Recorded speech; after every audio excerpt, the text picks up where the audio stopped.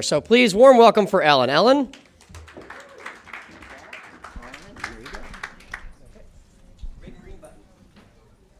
Awesome. Hi. Thanks for bearing with me. I know this is lunchtime and you guys get to go on a boat after this, so bear with me for the next 10 minutes here. But again, Ellen Mulryan, I am the head of retail data partnerships at the Trade Desk.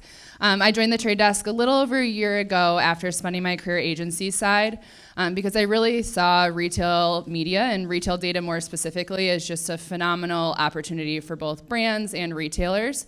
I'm so excited to talk to you guys about that today. So, what do I point at? Big green. Oh, big green. Okay. There's a small green button too. Okay, so just to kick it off, I want to set the stage a little bit for why retail media is all the rage. I think we all know it is. I mean, you can't go a week without hearing about a new retailer launching a retail media network. I just saw a poll on LinkedIn that was like, who's going to launch the retail media network where we're like, okay, we're at the peak now. Like, no one else can launch another one. The winner was Cinnabon, which honestly I'm kind of here for. Like, I would buy that data. I do joke with my boss sometimes. I say, am I the head of retail data partnerships or am I the head of partnerships with anyone with valuable data who wants to monetize it? I think that's the future of where we're going, and that's a very different presentation, but just something to kind of think about as we move forward. So to just, again, give that context for why retail media is all the rage right now, I mean, we all know the story of the rise of e-commerce and how when COVID hit, in 2 weeks, e-commerce accelerated at a path that we thought was going to take years to get to. And so as that was happening, shopper marketers were recognizing that they have this ability to put their marketing on retailers' e-commerce or their websites. And that kind of became the new end cap for shopper marketers and that really exciting opportunity to push there. And I mean, retailers got to this point where the demand was so high, they needed to figure out what was next, right? They're running out of on-site inventory to be able to sell.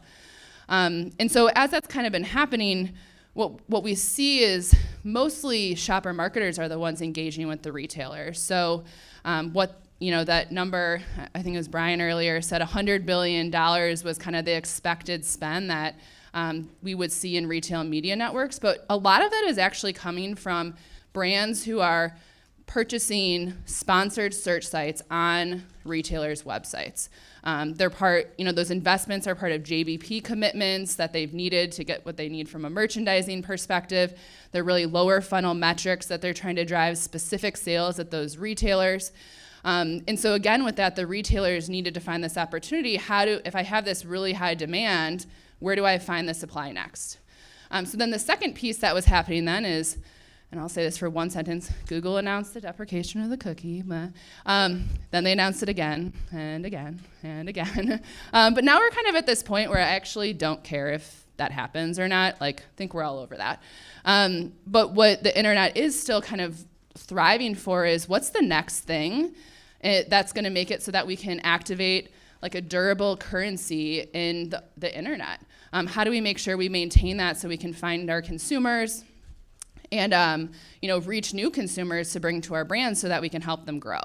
So it became this perfect equation of retailers looking for new supply, them recognizing they had really valuable data assets that they could bring to the table, advertisers looking for more durable data, and then I'll do my only really plug for the Trade Desk. Trade Desk comes in and becomes a programmatic marketplace where we're bringing retailer data in and allowing advertisers to activate that retail data programmatically to find their consumer.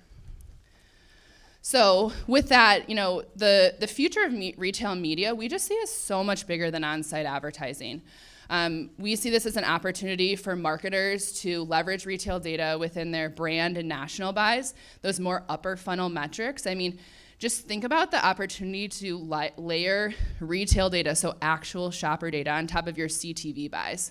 It's already a really expensive, CPM that you're buying, and you put more expensive data on it, but it's actually who you want to see the ad. So the benefit there is just really phenomenal. And so with that, like a good example, the way I think about this is that, right now I am in market for a few things. We are traveling for the first time with my 2 and 4-year-old since COVID happened, which means that my daughter has never been on an airplane. She was a COVID baby. So I am looking for the travel essentials, which I have learned are probably headphones, a tablet, and literally every snack known to man. That is my goal, or what I think I need for this travel experience. So with that, if a brand who's looking to convert me is only finding me on the website that maybe I'm going to make that purchase, they've kind of missed the boat. And so maybe they can also find me when I am looking for recipes, maybe Pillsbury recipes, maybe for the gallons of frozen tomatoes I have from my garden this summer, or when I'm catching up on my favorite series, Handmaid's Tale, or watching Despicable Me with my kids for the 500th time. What retail data does is bring Walmart data, Target data, Walgreens data into those spaces so that you can layer that retailer purchase data onto the other points in the purchase data or purchase journey.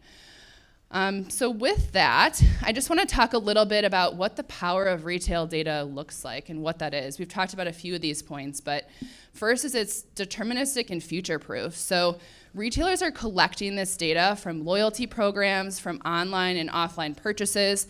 And so with that, it's more defensible in the future marketplace where maybe cookies do away. It's not based in third-party cookies. It's based on verified purchase data.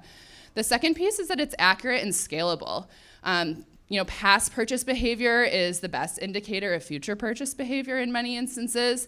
And so Walmart, for example, one of our partners, has 150 million weekly online and offline shoppers, verified purchasers that brands can then leverage to drive performance for their brands. And it's not just the biggest retailer who can provide that scale. Because we're bringing in retailer data from a variety of retailers, Walgreens, Kroger, Albertsons, Dollar General, the list goes on. Let's say a brand is looking for frozen food buyers. They can actually, collect data from, or audiences from Walgreens frozen food buyers, Albertsons frozen food buyers, Dollar General, and start to get really significant scale in that way as well. The next one, customer lifetime data. I really like this one. Maybe a little creepy for everyone, but retailers know what you've been buying for years now, especially if they have loyalty programs. They've been tracking that over time. So it's not just about what you purchased last week in your weekly grocery buy.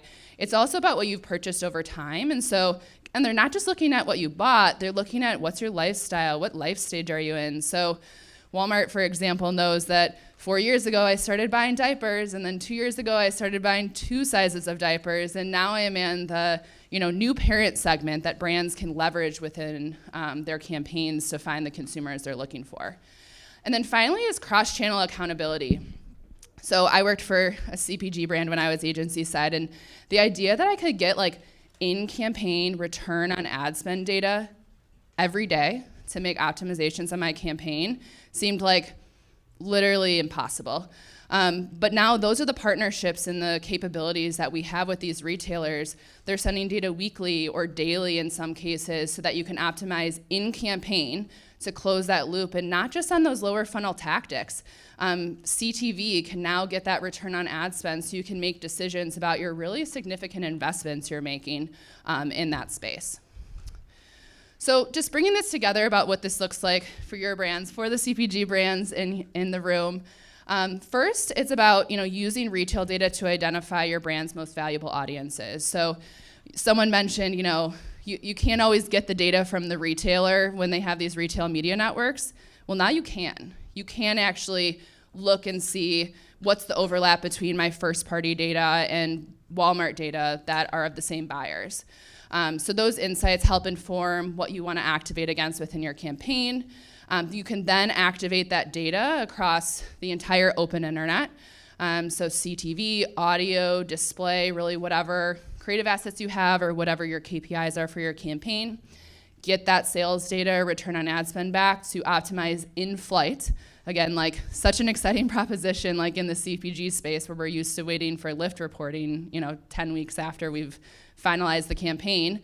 But then ultimately, still want that lift report. But hopefully that is what comes at the end of the campaign to help inform your next campaign. But you're not having to just wait for that to come in to know what to do next. So with that, I want to take you through a quick case study, and then I'll finish up here. A CPG brand partnered with us on our Walmart DSP. And they ran a variety of audience tactics, but the first one they did was they actually took category buyers and then excluded all of their brand buyers as well as their first-party data. So it was kind of a conquesting strategy, if you will, to try to drive brand penetration within their category. And they saw 5 times the ROAS of their benchmark. But then I think the most interesting point on this slide is that they actually saw a 67% better ROAS using Walmart data than their own first-party data. And so it just showcases the value of having actual purchase data. Sometimes for CPGs, I love the stories of finding first-party data, that is the golden opportunity today, but what if you didn't have to spend the money on that and you could actually just use verified purchasers from a store because you now have access to that data? I think there's a balance there. Both pieces are important. And someone always says, but you have to pay for it when it's Walmart's data. It's not your data. But you still have to pay for those first-party customers you're getting as well in some way, shape, or form. But besides the point, both are great strategies to include in your plans. And then the last piece is that overall this campaign drove a 7 times ROAS versus their previous campaigns that they'd run with Walmart. And so just a great example of how CPG brands are leveraging this retailer data, activating programmatically, using their best practices from a programmatic perspective to drive performance for their brands. So thank you.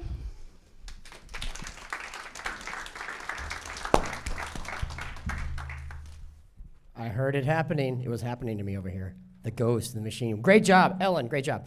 Any questions for Ellen before we let her go? Anyone? That's fine. You have a team here. I know you do. Michael?